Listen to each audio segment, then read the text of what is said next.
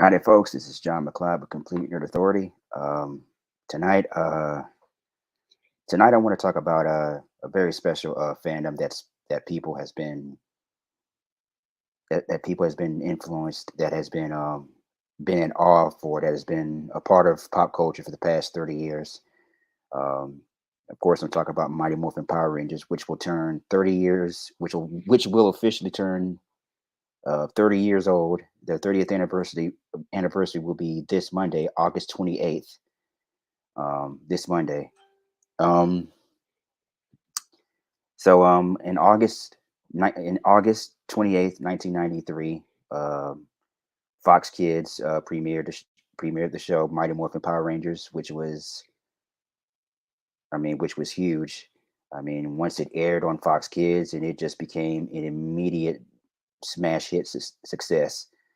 Um, Basically, of course, people already know the story uh, an evil sorceress named Rita Repulsa, who was trapped in this space dumpster from the moon, and apparently went to Earth to try and go conquer the Earth. And Zordon and Alpha recruited five teenagers with attitude, of course, with Jason the Red Ranger, Billy the Blue Ranger, Zach Black Ranger, Kimberly Pink Ranger, and of course Trini the Yellow Ranger. Um, originally this show came from Japan, of course. Of, if people don't already know by now, they should. It came from Japan, which is known in Japan. It's known as Super Sentai, um, which surprisingly enough was already a established successful franchise in Japan. I mean, it started around the mid late 1970s with their first incarnation being Go Ranger. So it took them about 15, 16 years for it to cross over to the US, thanks in part with Haim Saban and his production company at the time, Saban Entertainment. And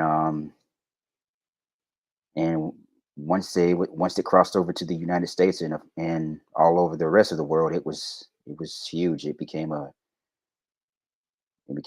phenomenon, more phenomenon, if you will. Um, the show started off.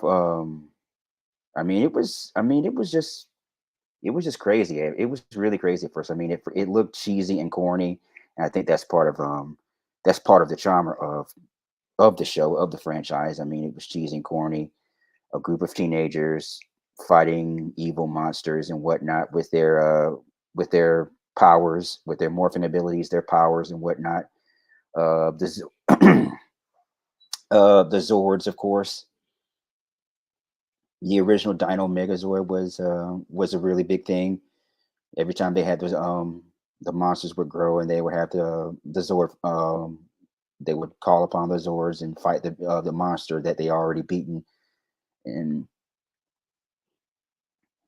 in human form, and when they got big, of course, they called the Zords the Tyrannosaurus, Triceratops, Mastodon, Pterodactyl, and the saber-toothed tiger. Of course, when they combine, they of course it would become the original Dino Megazord.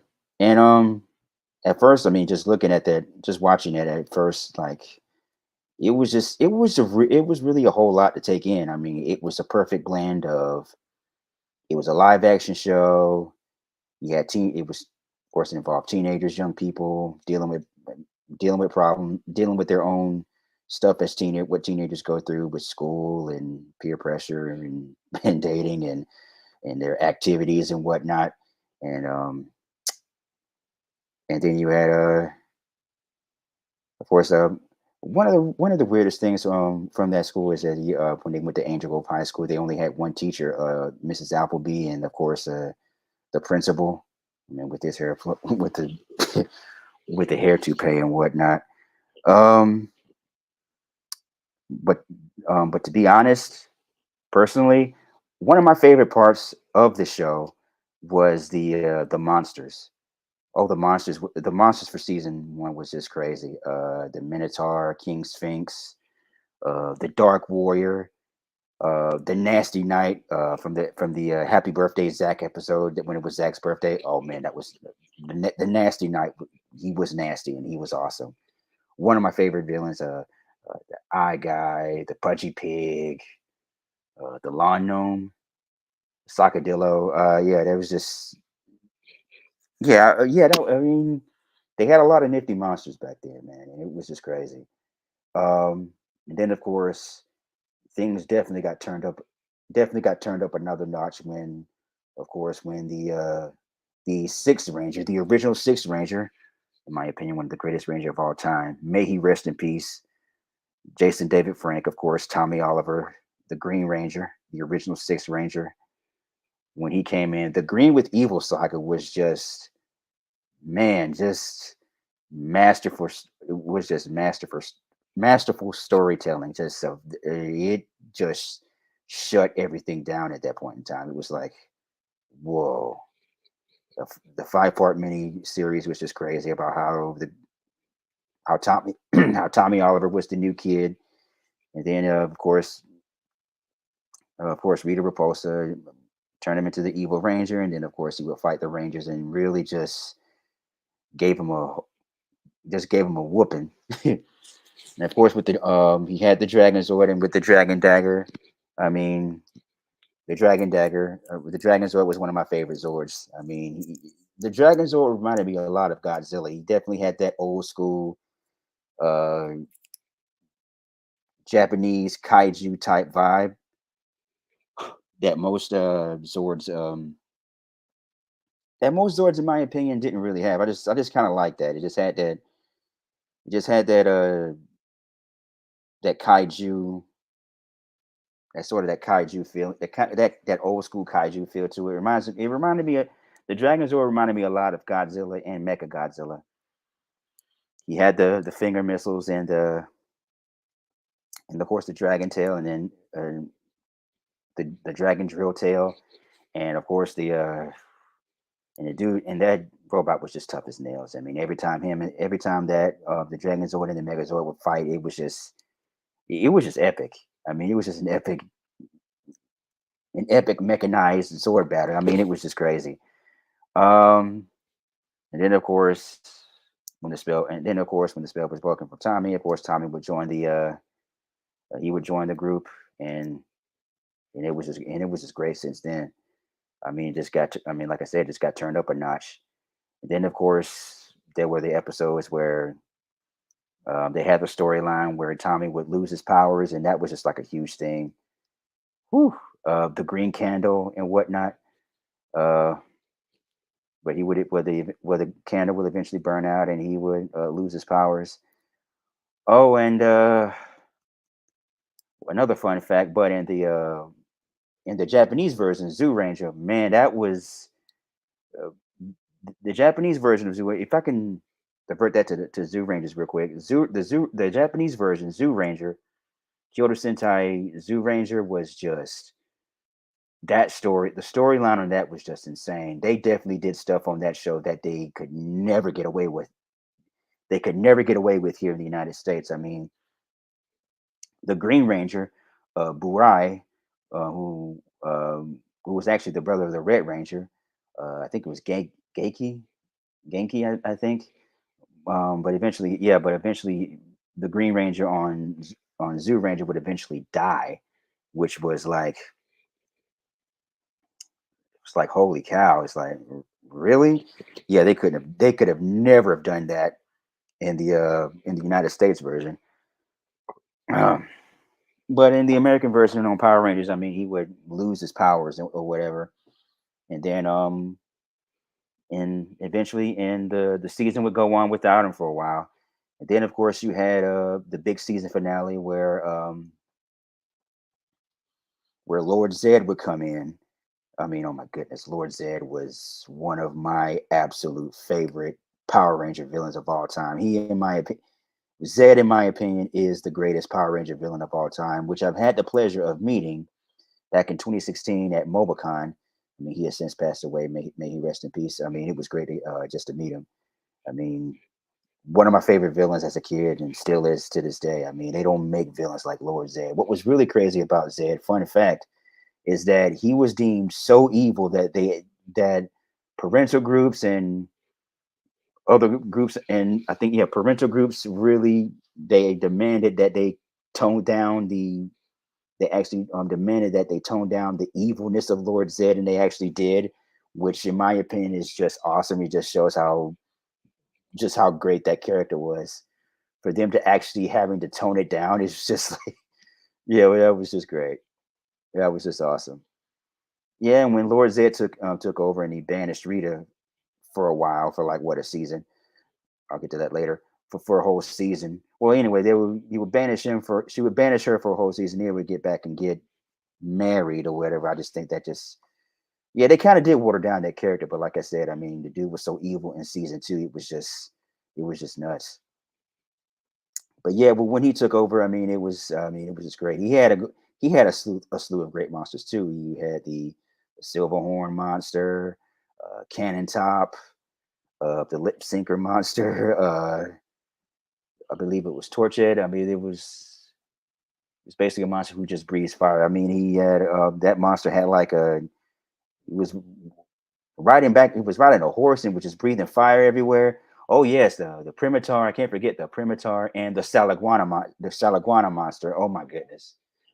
Oh man, just such great memories, man. Such great memories, and of course, and then of course you had the three new Rangers that would replace Zach, Trini, and Jason with Rocky, Adam, Aisha, which was uh, which was a pretty big deal. I mean, after 1 year, they go from one set of Rangers, and half of those Rangers would be replaced and whatever, and then you find out why that happened. But it is what it is. But I've pretty much met actually all of them. Yes, I've met all of the original Power Rangers. So I mean, throughout the years in cons, I mean, it's been great to actually meet them. So that's pretty cool. But yeah, I mean, the show went on without a hitch, and then of course, eventually they would introduce the White Ranger, Tommy as the White Ranger with the White Tiger Zord and everything. Saba, the talking saber. So pretty much all was right. Pretty much all was right with the world for a while. Then, of course, eventually in 1995, the first movie would come out, and that was just a blast. That was just a fun movie to watch. I mean, I remember, I believe it was when I went to go see the Lion King movie in theaters, which is one of my favorite Disney movies.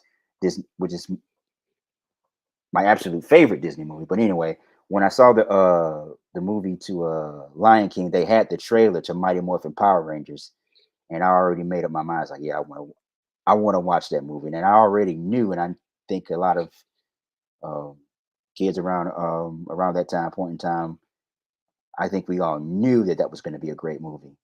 I mean, it had to be a great movie because how could they mess that up? I mean, but nowadays it's just like there's so much doubt, and I mean, there's so much. I mean, basically with social media and with how things are done nowadays, I mean, you could never tell. But back then, oh yeah, I knew I was going to be in for a great time. Just literally a year before the movie was released, and then of course I saw the movie, and the movie was great. Um, oh yeah, Ivan Ooze. I mean, he was a great villain, and I met him. I met him at Pensacon a while back. He was pretty cool, but I actually enjoyed Ivan Ooze. And what was really crazy is they had Alvin Ooze, but after that, it was like he wasn't he was not existent. But to my understanding, he really wasn't Kanan. But the Ninja Zords and the Tango Warriors, they were canon. So I don't know how that worked out. But I know how it worked out, but it was just weird. The Ninja Zords were canon, and and the Tango Warriors would eventually become canon and part of the Power Rangers TV show. So yeah. So eventually, when the Rangers they had their ninja powers, um, they had the Ninja Zord and the Shogun Megazord and whatnot. Um, I mean, it was just great how they just kept it. How they how they just kept it going and going and going. Then of course, Kimberly would, well, Amy Jo Johnson, the actress who played Kimberly Hart, she would eventually leave, and they would, of course, she would be replaced by Catherine Sutherland, who would play as Catherine from the uh, who would- who would become the new Pink Ranger. So yeah, I mean, she was cool. I mean, she was great. She was great throughout the Mighty throughout that Mighty Morphin season. Of course, they would transition to Zeo, but still on the.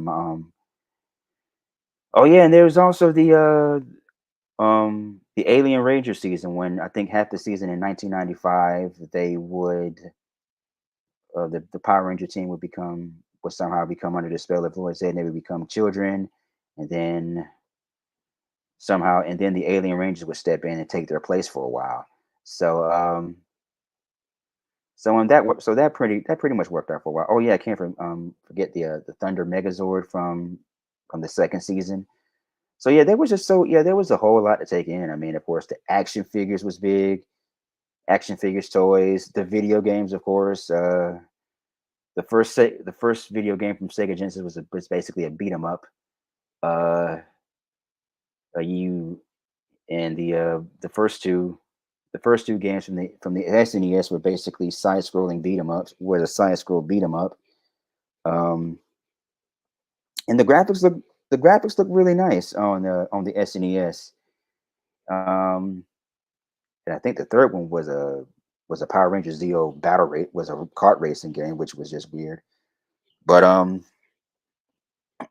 the second one from the Sega Genesis that they did, Power Mighty Morphin Power Rangers the movie video game from the Sega Genesis was really good. I mean, it was a pretty cool beat 'em up, which basically they just went through various different parts of the Mighty Morphin of that Mighty Morphin era of the Mighty Morphin era, where you get to play as pretty much all the Rangers. Even Tommy, there's even a part where you get to play as Tommy, the Green Ranger and White Ranger. Yeah, they went through different parts of throughout that era. There's even the part where you had to go to the planet to get that sort of power, where you could transfer the power, where they transfer the power of the Power Rangers from Zach, Trini, Jason to Rocky, Adam, and Aisha. Uh, and then, of course, close to the end of the game, you got to play as um, to play against the villains from the Mighty Morphin Power Rangers movie. Um, and of course, you got to play as the Zords, the Dino Megazord, Dragon Zord, White Tiger, Thunder Zord, the Thunder Megazord, the Shogun Megazord, and the no, wait, not the Shogun, the Falcon, the Ninja Falcon Zord, and the Ninja Megazord. So you got to play as pretty much all the Zords from that era, from that particular era, and yeah, it was a lot of fun. Yeah, it was a lot of fun. I enjoy playing that. I remember I rented it a lot. I rented it a couple of times, like when you had to go to you had to actually go out to the retail stores and rent stuff. So most people around my age knows a lot about that.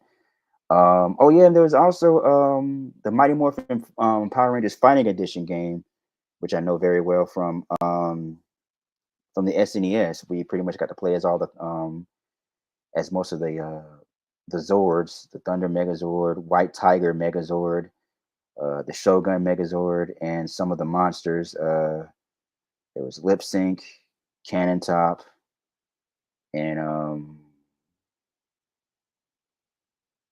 Silverhorns. And at the end, you got to play it. You fought against Ivan Ooze, who was the boss of that game. So yeah, they had a pretty and yeah. There's also Mighty Morphin Power Rangers game for the Sega CD. Um, I never, I don't think I ever played that one before, but I think it was weird. It was very weirdly done on that end. But yeah, Mighty Morphin Power Rangers had like a huge, they had a pretty good franchise of fighting games at that point in time.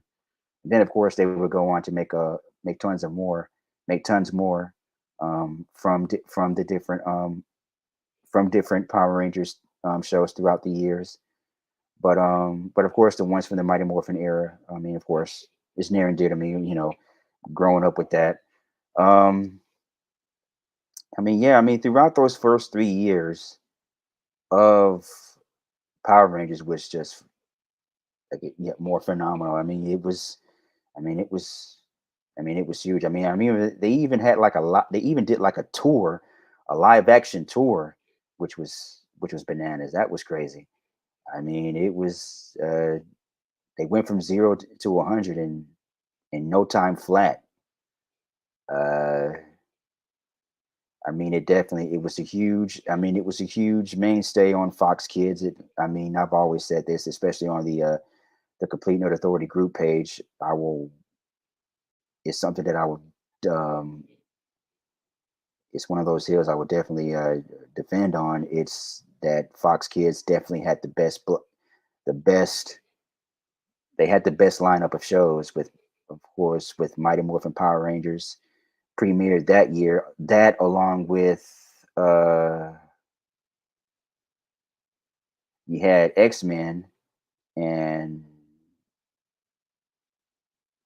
Batman the Animated Series premiered a year before that, and in 1993, not only did you have Mighty Morphin Power Rangers that premiered that year, but Animaniacs that premiered in 1993. I remember that very well. I was in the sixth grade, just started middle school, and I remember those two shows very well. I used to watch like every weekday after school. It was crazy. And of course, a year after that, that was when Spider-Man premiered. So so yeah, Fox Kids during that point in time throughout the from the early 90s, oh man, they had a just a stacked lineup. Of course, with other shows, Bobby Meets World, Life with Louie, Goosebumps, Carmen Sandiego, The Tick, Eek the Cat. I mean, it was just bananas. I mean, you had well, yeah, they had to so yeah, bananas in pajamas. But yeah, it was. I mean, it was crazy. I mean, they had like the best lineup of shows. I mean, it was. I mean, it was. I mean, it was great. I mean, it was awesome. I mean, it was really cool to have watched all that. Throughout my childhood. Oh yeah, and the action figures. I remember I had quite a few of the action figures. I think I had the Green Ranger action figure. I think I had a couple of the monsters too. Um, oh yeah, they went hard on the toys. I mean, it's just. I mean, everything just came in just so quick, so fast with the Mighty Morphin Power Rangers, and of course, eventually make they would make copies and knockoffs off of that with, of course, with VR Troopers, Mask Rider, the first and only. Well, it wasn't the only. It was the first American based TV show based from the long running Common Rider TV show, which actually, fun fact, which premiered in the early 70s, like 1971, 72. That became famous, and that came around like a few years before Super Sentai in Japan. So Mask Rider, in 1995, that would be the first English American based show based on Common Rider. I think they did another one called Common Rider Dragon Knight. That was like at least like 20 years after that. I think it was on the CW. So they did that. They had Big Bad Beetleborgs, aka Kabuto. I think it was called Kabuto something. No, Kabuto B Fighter in Japan. I believe that's what it's called. But in Big Bad Beetleborgs, they had a season. They had two seasons. They had Big Bad Beetleborgs and Beetleborgs Metallics, which I enjoyed watching as a kid as well. And then eventually I think they came up, and then they had their own. I guess you would call it their own version. They came up with an original concept of Power Rangers. I guess you could call it the Mystic Knights of Tir I don't know if anybody remembers that. So basically, what I'm saying is, I mean, there was just a lot of. I mean, there was a lot of copies and common, a lot of copies that they did throughout those years. I mean, they once they had a gold mine, they just took it and ran with it for as long as they did, and still going strong now. I believe that the latest season of Mighty Morphin Power Rangers, I believe, is Cosmic Fury, which will be on Netflix. And they just released in honor of the 30th anniversary, they just released the Mighty Morphin Power Rangers movie, which is a movie based on Mighty Morphin Power Rangers called Once and Always. I mean, I saw that movie. I think I talked about it a few months ago when it first premiered, when it was first released on Netflix. I mean, it was a really good movie. It was a great way to pay homage to the original Power Rangers back 30 years ago. But yet it was a bit bittersweet because they didn't necessarily have the all of the original cast, of course, obviously with Tommy, and of course Trini. Uh, I mean, of course, they're no longer with us. May they rest in peace.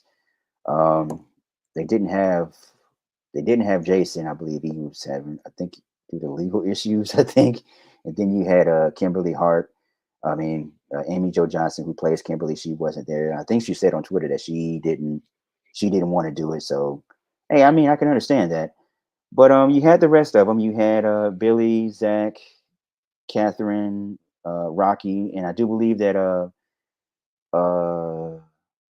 Adam and Aisha, they weren't there actually as Rangers, but they did make a cameo, which was pretty cool. So yeah, I mean, you should definitely go check that out, and I guess look out for the brand new season Cosmic Fury, which I think is exclusively on Netflix.